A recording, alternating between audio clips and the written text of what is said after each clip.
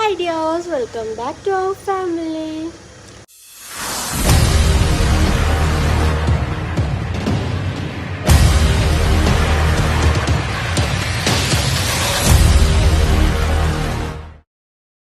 അപ്പം ഇന്ന് ഞാനും ബേബിയും അനിയത്തിയും കൂടിയിട്ട് പപ്പയുടെ അടുത്ത് പോകാൻ പോകും. കുറേ പേര് ചോദിച്ചായിരുന്നു പപ്പയ്ക്ക് എങ്ങനെയുണ്ടെന്നൊക്കെ. ചെന്നിട്ട് ഞാൻ പറയാം. വണ്ടി വന്നു, കണ്ടോ, പോട്ടെ, പോയിട്ട് വരാം. അങ്ങനെ ഞങ്ങൾ ട്രെയിനിൽ പോകാനിരുന്നതാണ്. ഞാൻ ഈ ഇരുന്ന് ചിരിക്കുന്നത് എന്താണെന്ന് വെച്ച് കഴിഞ്ഞാൽ ഒരു ചക്കട വണ്ടിയാണ് നമുക്ക് കിട്ടിയത്. ട്രെയിനിൽ പോകാൻ ബുക്ക് ചെയ്തതാണ് കേട്ടോ. മഴ ആയതുകൊണ്ടിട്ട് പെട്ടെന്ന് വഴിയിൽ കിട്ടിയ ഒരു വണ്ടി ടാക്സി പറഞ്ഞു വിട്ടതാണ് ചേട്ടൻ. ചക്കട വണ്ടി എന്ന് പറഞ്ഞാൽ പോരെ, ചേട്ടൻ നമ്മളെ വഴിയിലാക്കിയിട്ടുണ്ട്. പോണ വഴിക്ക് തന്നെ വണ്ടി പണി തന്നു. അതിൻ്റെ ടയർ എങ്ങനെയൊക്കെ കീറിപ്പോയി നമുക്ക് തന്നെ അറിയാൻ വയ്യാത്ത അവസ്ഥയിലായിട്ടുണ്ട്. എൻ്റെ ദേവിയും കാശി ബേബിയും എന്താണ്, കാശി ബേബിക്ക് വെള്ളം കൊടുത്തുകൊണ്ടിരിക്കുകയാണ്. നമ്മൾ ഇവിടെ എത്തിയ സമയത്ത് തന്നെ ഹോസ്പിറ്റലിൽ നിന്ന് ഡോക്ടർ വിളിച്ചിട്ടുണ്ടായിരുന്നു. പപ്പേനെ ഡിസ്ചാർജ് ചെയ്ത് പൊക്കോളാൻ പറഞ്ഞു. ബിക്കോസ് കുറച്ച് കൂടുതലായിരുന്നു കേട്ടോ. സ്കിന്നിൻ്റെ പ്രോബ്ലം മാറുന്നില്ല, ആയുർവേദത്തിൽ അത്ര പെട്ടെന്ന് മാറില്ല, അതുകൊണ്ടിട്ട് അലോപ്പതി കാണിക്കൂ, ഡിസ്ചാർജ് ആക്കാമെന്ന് പറഞ്ഞു. അങ്ങനെ ഞാൻ ബാക്കി വീഡിയോ എടുത്തിട്ടുണ്ടായിരുന്നില്ല, അതുകൊണ്ട്.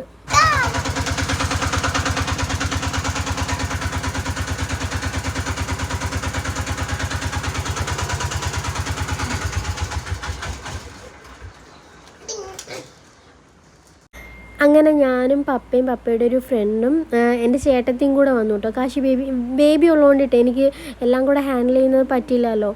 സോ 2-3 ദിവസം കൊണ്ടിട്ട് ഞാൻ തന്നെയാണ് അങ്ങോട്ടും ഇങ്ങോട്ടും ഓടുന്നത്. അപ്പോൾ ചേട്ടത്തിയുടെ വീട്ടിലായിരുന്നു ചേട്ടത്തിയൊക്കെ. അവർ ഇന്നലെയാണ് വീട്ടിൽ വന്നത്. അങ്ങനെ ചേട്ടത്തിയും കൂടെ വന്നുകൊണ്ട് എനിക്ക് ഭയങ്കര ഹെൽപ്പായിരുന്നു കേട്ടോ. നമ്മൾ വിജയരാഘവൻ എന്ന് പറഞ്ഞിട്ടുള്ള സ്കിൻ സ്പെഷ്യലിസ്റ്റിനെ കാണാൻ വേണ്ടിയിട്ടാണ് വന്നിട്ടുള്ളത്. എൻ്റെ കണ്ടോ പപ്പയുടെ അവസ്ഥ പണ്ടത്തേനൊക്കെ ഒരുപാട് മോശമായി. ഇപ്പം നടക്കാനൊന്നും പറ്റാത്തൊരു സിറ്റുവേഷനിലെത്തി. ഡോക്ടർ പറഞ്ഞു ഒരു 10 days അതിനുള്ളിൽ എല്ലാം ഓക്കെ ആക്കാമെന്ന് പറഞ്ഞിട്ടുണ്ട്. ആ ഒരു സമാധാനത്തിൽ നമ്മൾ തിരിച്ച് വീട്ടിലേക്ക് പോവാണ്. മെഡിസിൻസ് കാര്യങ്ങളൊക്കെ തന്നു കേട്ടോ. കാശി ബേബി ഇരിക്കുന്ന ഇരിപ്പുണ്ടോ. പിന്നെ ചിക്കനും മീനും ഒന്നും കൊടുക്കണ്ടെന്ന് പറഞ്ഞു. അതുകൊണ്ട് കുറച്ച് വെജിറ്റബിൾസ് മേടിക്കണമായിരുന്നു.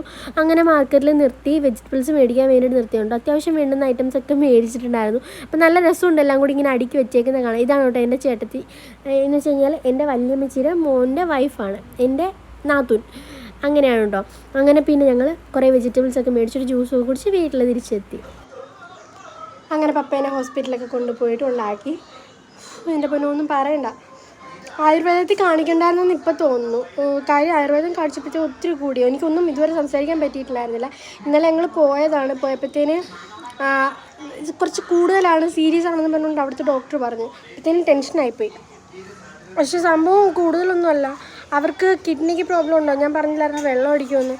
സോ കിഡ്നിക്ക് പ്രോബ്ലം ഉണ്ടോ എന്നുള്ളൊരു ഡൗട്ട് ഉണ്ടായിരുന്നു. പക്ഷേ അതിനൊന്നും പ്രോബ്ലം ഒന്നുമില്ല. സ്കാനിങ് ഒക്കെ കഴിഞ്ഞ് അതിനൊന്നും കുഴപ്പമൊന്നുമില്ല. പക്ഷേ ഇവർ ആയുർവേദത്തിൽ മരുന്ന് കൊടുത്തപ്പോഴത്തേനും ഉള്ളിലുള്ള എല്ലാം പുറത്ത് വന്ന് പണ്ടത്തേൽ കൂടുതലായി.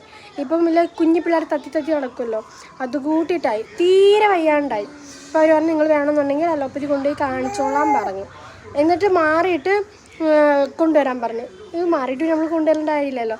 അങ്ങനെ ഇന്നലെ തന്നെ ഞങ്ങളിവിടെ നൈസിൽ വിജയരാഘവൻ എന്ന് പറഞ്ഞ ഡോക്ടറുണ്ട്. നല്ല സ്കിന്നിൻ്റെ നല്ല ഡോക്ടറാണെന്ന് പറയും. അപ്പോൾ അവിടെ ബുക്ക് ചെയ്തു. അപ്പോൾ 46 ടോക്കൺ കിട്ടിയത്. പിന്നെ വെളുപ്പിനെ പോയിട്ട് ടോക്കൺ എടുത്ത് എത്ര മണിക്കാണ് 19ാമത്തെ ടോക്കൺ കിട്ടി. അങ്ങനെ കുഞ്ഞിനെ കൊണ്ട് സത്യം പറഞ്ഞാൽ കുഞ്ഞിനെ കൊണ്ട് ഹോസ്പിറ്റലിൽ ഇങ്ങനെ കയറി എനിക്ക് തീരെ താല്പര്യമില്ല. ഇങ്ങനെ സിറ്റുവേഷൻ ഞാനല്ലാതെ വേറെ ആരാ ഉള്ളത്. അനിയത്തിക്ക് എക്സാമാണ്, PSCയുടെ എക്സാം ഉണ്ട് അവൾക്ക്. അതുകൊണ്ടിട്ട് അവൾക്ക് പോകുന്നത് നടക്കത്തില്ല. ഇന്ന് എൻ്റെ കൂടെ തന്നെ ചേട്ടത്തി വന്നു. കുഞ്ഞിനെ കൊണ്ടിട്ട് പാടല്ലേ. പിന്നെ പപ്പയുടെ ഒരു കൂട്ടുകാരനുണ്ടായിരുന്നു. അങ്ങനെ ഞങ്ങൾ 4 പേരുടെയാണ് പോയത്. കുഴപ്പമൊന്നുമില്ല. ഡോക്ടറെ കണ്ടു. ഡോക്ടർ ആദ്യം വഴക്കുണ്ട്, ആയുർവേദത്തിൽ കാണിച്ചതിനാണ്. ഡോക്ടർ ആദ്യം കാണിച്ചതാണ്. എന്നിട്ട് പിന്നെയും മാറ്റി വേറെ കൊണ്ടുപോയി കാണിച്ചതിന് വഴക്ക് പറഞ്ഞു. അവരുള്ളിലുള്ള എല്ലാം പുറത്ത് കൊണ്ടുവന്ന് കുറച്ച് പേടിക്കാനൊന്നുമില്ല. ഇപ്പോൾ പുറത്ത് വന്നപ്പോഴത്തേന് സ്കിന്നൊക്കെ സോഫ്റ്റായി. അതിന് വിറയലും കാര്യങ്ങളൊക്കെയാണ് പപ്പയ്ക്ക് ആകെ പ്രോബ്ലം. പനിയൊന്നും ഇല്ല എന്ന് പറഞ്ഞു.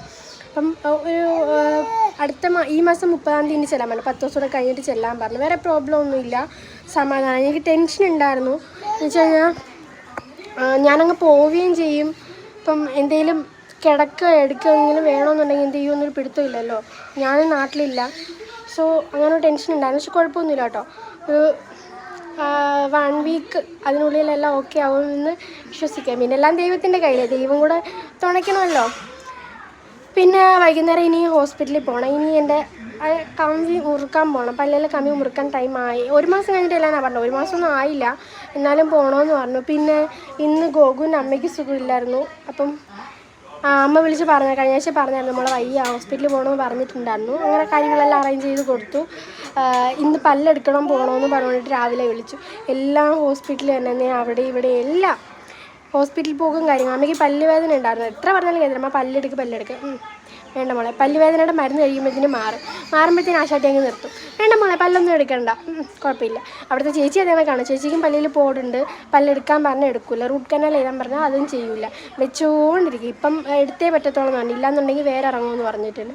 അങ്ങനെ പോയി എടുത്തെന്ന് പറഞ്ഞുകൊണ്ടിട്ട് മെസ്സേജ് ഇട്ട് സംസാരിക്കാൻ പറ്റൂലല്ലോ ഇനി പല്ലെടുത്തുകൊണ്ടിട്ട്. അതുകൊണ്ട് എനിക്ക് മെസ്സേജ് അയച്ചു, മോളെ പോയി പല്ല് പറിച്ചെന്ന് പറഞ്ഞുകൊണ്ടിട്ട്.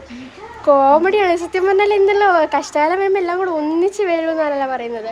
അതേ അവസ്ഥയിലായിരുന്നു എല്ലാവരും. അവിടെ ഇവിടെ എല്ലാ ഹോസ്പിറ്റലിൽ പോക്കും കാര്യങ്ങൾ. വീട്ടിലാണെങ്കിൽ എല്ലാവർക്കും പനി, ചെറുത് തൊട്ടിട്ട് വലിയവർ വരെ എല്ലാവർക്കും പനി. പൊമ്മോളമ്മയ്ക്ക് പനി, ചേച്ചിക്ക് പനി, ചേട്ടന് ആക്സിഡൻ്റ് ആയിട്ടുണ്ടായിരുന്നു. അപ്പോൾ അതിന് നടുവിന് ബെൽറ്റ് ഇട്ടിരുന്നതാണ്. 2 ദിവസം മുമ്പ് മഴ പെയ്തപ്പോഴത്തേന് തെന്നി വീണ്, അങ്ങനെ ബാക്ക് പെയിന്. പിള്ളേരെ ഒന്നും പറയണ്ട. ഞാൻ പറഞ്ഞില്ല, കഷ്ടകാലം വരുമ്പോൾ എല്ലാം കൂടി ഇങ്ങനെ ഒന്നിച്ചേറി വരുമെന്ന് പറയുമ്പം വല്ലാത്ത അവസ്ഥ തന്നെ. എന്തായാലും ഗോകു നാട്ടിലുണ്ടായിരുന്നു, എനിക്ക് കുറച്ചും കൂടി ടെൻഷൻ കുറഞ്ഞതെന്ന് തോന്നുന്നു. അയ്യോ, വരുത്തണം, ആളെ വിളിച്ച് നാട്ടിൽ വരുത്തണം. ഇല്ലാന്നുണ്ടെങ്കിൽ ഞാൻ കയറി പോകണം, എന്നാലേ സമാധാനമുള്ളൂ. അയ്യോ, ഇവനാണെങ്കിൽ വീട്ടിൽ അടങ്ങി നിൽക്കത്തില്ല. ഇല്ലെങ്കിൽ എനിക്ക് വീട്ടിലേൽപ്പിച്ചിട്ട് പോയാൽ മതി, എന്നെ കാണാതെ 10 മിനിറ്റ് ഇരിക്കത്തില്ല. അങ്ങനെയാണ് എന്നെ ചേച്ചീനെ പൊക്കിയെടുത്തോണ്ട്. ചേച്ചിക്ക് സുഖമില്ല, ചേച്ചിക്ക് കഫത്തിൻ്റെ ചെറിയ തലവേദനയും കാര്യങ്ങളൊക്കെ ആയിട്ട്. ദൈവമേ ഒന്നും പറയണ്ട. അപ്പം ഇനിയിപ്പം വൈകിട്ട് കാണാം. അപ്പം പോയി ഇത്തിരി റെസ്റ്റ് എടുക്കട്ടെ. ഇന്നലെ തൊട്ടുള്ള ഓട്ടം കൊണ്ടിട്ട് എനിക്ക് വയ്യ. ഒന്ന് റെസ്റ്റ് എടുത്തിട്ട് വൈകുന്നേരം ആകുമ്പോഴത്തേന് ഇനിയിപ്പോൾ കല്ലിലെ കമ്പി മുറുക്കാനായിട്ട് പോകണം. മുറുക്കി കഴിയുമ്പോഴത്തേന് പിന്നെ പല്ലെല്ലാം നല്ല വേദനയായിരിക്കും. ഇട്ടപ്പോൾ ഭയങ്കര വേദനയായിരുന്നു. ആ വേദന എന്തെങ്കിലും മുറുക്കുമ്പോഴുണ്ടാവും. അതൊക്കെ പ്രതീക്ഷിച്ചിരിക്കുകയാണ്. അപ്പം നമുക്ക് വൈകിട്ട് കാണാം. അങ്ങനെ വൈകുന്നേരമായി. ഇന്ന് മഴയില്ലാത്തതുകൊണ്ട് എല്ലാം വാഷ് ചെയ്തിട്ടേക്കാം. അവിടെ ഇവിടെ എല്ലാം ഡ്രസ്സൊക്കെ വാഷ് ചെയ്തിട്ടേക്കാം. എൻ്റെ ജിത്തുക്കുട്ടൻ ബാബുനെ, ഞാൻ ജിത്തുവിനെ വിളിച്ചുകൊണ്ട് ഇറങ്ങിയാണ്. കാശിക്കുട്ടനെ ഉറക്കി കിടത്തിയേക്കുന്നത്. അപ്പോൾ അവൻ ഉറങ്ങുന്ന സമയം കൊണ്ടിട്ട് പോയിട്ട് വരാമെന്ന് വിചാരിച്ച്. പിന്നെന്താ, പോയിട്ട് വരട്ടെ. ഞാൻ വിളിച്ച് സാധനം വിളിച്ച് തിരക്കിയിട്ടാണ് പോകേണ്ടത്. ഞാൻ വിളിച്ചിട്ടില്ല, കുഴപ്പമില്ല, ചെന്നാൽ മതി. വാ മക്കളെ വാ.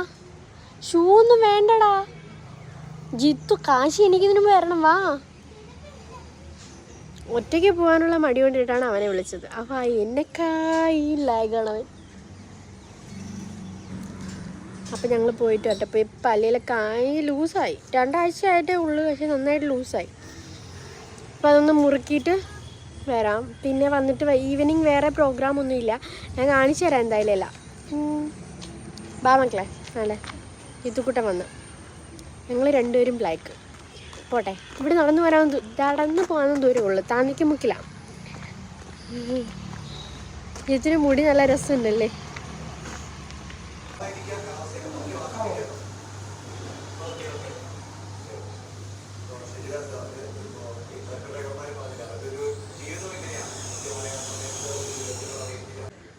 അങ്ങനെ ഞാൻ എൻ്റെ പല്ലിൽ, അയ്യോ നെറ്റി നിറച്ച് കൊതു കുത്തി വെച്ചേക്ക് നോക്ക്.